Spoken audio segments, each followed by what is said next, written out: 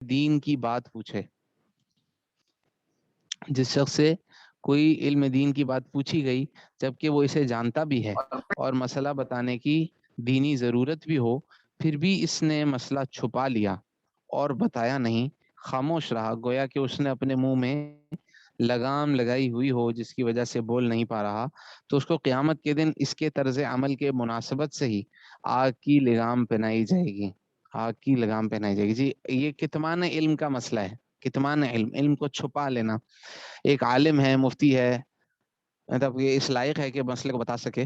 کوئی اور مصلحت نہیں ہے دینی، باوجود جاننے کے، کوئی بات پوچھنے کے باوجود بھی، مصلحت ہونے کے باوجود بھی نہیں بتا رہا، تو وہ اپنے علم کو چھپا رہا ہے، تو اس کی بھی بڑی وعید ہے۔ جی بغیر علم کے فتویٰ دینا اور مسئلہ بتانا۔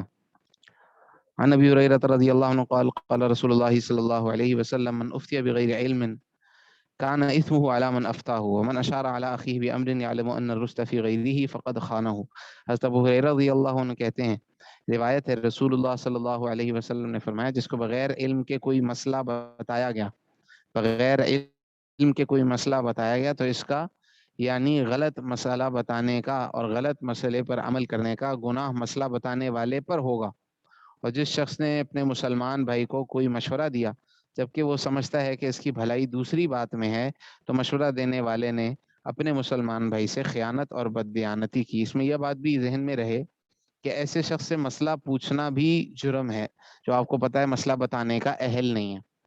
ہمارے ہاں کیا ہوتا ہے، قاری صاحب سے مسئلہ پوچھ لیا، قاری صاحب سے عام طور سے لوگ مسئلہ پوچھتے ہیں۔ ایک مسجد کا مؤذن ہے، اس کو دین سے زیادہ کیا علم، اس نے قرآن حفظ بھی کیا ہوا ہے چلو، لیکن اس کے پاس علم نہیں ہے، تو مسئلہ تو دارالافتاء سے خاص طور سے پوچھنا چاہیے، ایسے مفتی حضرات سے پوچھنا چاہیے دارالافتاء میں آتے جاتے ہوں، مسئلے کے تحقیق میں آج کل بھی جو ہے نا وہ لگے ہوئے ہوں۔ اب اگر ایسے شخص سے پوچھا اور اس نے کچھ بتا دیا، اب ہم نے تو جو ہمارے عالم صاحب نے، مفتی صاحب نے کہا اس کے اوپر عمل کرنا ہی ہے۔ اب انہوں نے، اگر کوئی ایسا شخص تھا جس کو جو ہم نے عالم بھی تھا اور ہم نے اس سے مسئلہ پوچھ لیا اور اس نے بغیر علم کے ہی جواب دے دیا، اس نے تحقیق نہیں کی، اس کو لگا کہ یار یہی صحیح بات ہے اور اس نے بتا دیا، تو اب کرنے کا جو ہے نا غلط مسئلہ بتانے کا، اور جو ہے نا وہ ایک ہی ہے کہ ایک مجتہد ایک بات کی تحقیق کرتا ہے، تہ تک پہنچتا ہے، وہ مختلف فی مسئلہ ہے، اس کے بارے میں دلائل متعارض اس کو نظر آتے ہیں، مختلف اس کے اندر صورتیں نظر آتی ہیں، اور وہ اس میں سے کسی ایک کو ترجیح دے کر آپ کو مسئلہ بتاتا ہے، تو اس کی بات الگ ہے، اس کو تو اس کے اجتہاد کا ثواب ہی ملے گا اور خطا کا گناہ بھی نہیں ملے گا اس کو، کہ اگر وہ اس نے مثال کے طور پر کوئی مسئلہ جس تہ تک پہنچا، جیسے ہمارے علماء کے اندر اختلاف ہے، حناف اور شوافی کے اندر اختلاف ہے، ایک کی رائے ہے کہ رفع یدین کر کے نماز پڑھو، ایک کی رائے ہے رفع یدین کے بغیر نماز پڑھو۔ اب درست کیا بات ہے، ہم یہ کہیں گے کہ ہمارے جو علماء نے کہا وہ وہی بات درست ہے، اور جو دوسری رائے ہے وہ نا اس میں خطا ہے، لیکن ہمارے بھی خطا کا احتمال ہو سکتا ہے، ہمارے جو ہے نا غلطی پر ہم ہی ہوں، لیکن ہمیں اس کا گناہ اس لیے نہیں ہے کیونکہ وہ علم کے ساتھ کیا گیا، دلائل کے ساتھ کیا گیا۔ یہاں پر بات یہ ہو رہی ہے کہ ایک بندہ بغیر علم کے بات کر دے، بغیر دلیل کے بات کر دے، بغیر جانے ہوئے بات کر دے، تو اس کو اس کے بغیر جانے ہوئے، بغیر تحقیق کیے ہوئے بتانے کا گناہ ہوگا۔ دوسرا یہ ہے کہ جو اگلا بندہ غلط مسئلے کے اوپر، غلط بنیادوں کے اوپر اٹھ جائے گا اور غلط بات کر دے، غلط مسئلے پر عمل کرے گا، تو اس غلط کرنے کا بھی گناہ اسی کو ملے گا۔ جی اپنی بڑائی جتلانے کے لیے کسی کو مغالطہ نہ دے۔ عن معاویہ رضی اللہ عنہ قال ان نبی صلی اللہ علیہ وسلم نہا عن الاغلوطات۔ حضرت معاویہ رضی اللہ تعالیٰ عنہ کہتے ہیں کہ نبی صلی اللہ علیہ وسلم نے مغالطوں کے دینے سے منع کیا، جان بوجھ کر کسی کو غلط بات بتانا، اس سے احتیاط کریں۔ جی اگلی بات یہ ہے کہ واعظ و نصیحت میں لوگوں کی اکتاہٹ کا خیال رکھنا۔ جی اکتاہٹ کا خیال رکھنا، آپ نے ماشاءاللہ اتنا لمبا بیان کیا، آپ کہہ رہے ہیں ماشاءاللہ بہت فائدہ ہو رہا ہے عوام میں، اور عوام بیچاری کبھی ایک ادھر ہلتا ہے کبھی ادھر ہلتا ہے، وہ کہہ رہے ہیں حضرت کے خطاب ختم ہی نہیں ہو رہا، تو یہ بات درست نہیں ہے۔ اور جو ہے نا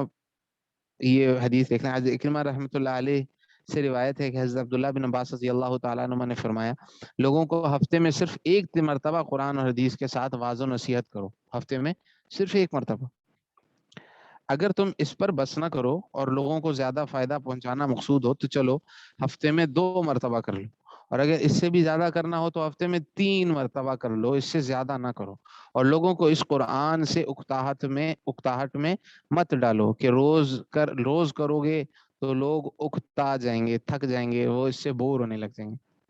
ہاں، اور میں تمہیں ہرگز اس حالت میں نہ پاؤں کہ تم کچھ لوگوں کے پاس جاؤ جو اپنی باتوں میں مشغول ہوں اور تم ان کی بات کاٹ کر ان کو واضح و نصیحت کرنی شروع کر دو اور اس طرح ان میں اکتاہٹ اور بیزاری پیدا کر دو، بلکہ جب تم ان کے پاس جاؤ اور وہ اپنی باتوں میں مشغول ہوں تو تم خاموش رہو جبکہ وہ خود اپنی بات ختم کر کے تم سے بات کرنے کو کہیں اور تمہاری بات سننے کو رغبت رکھیں،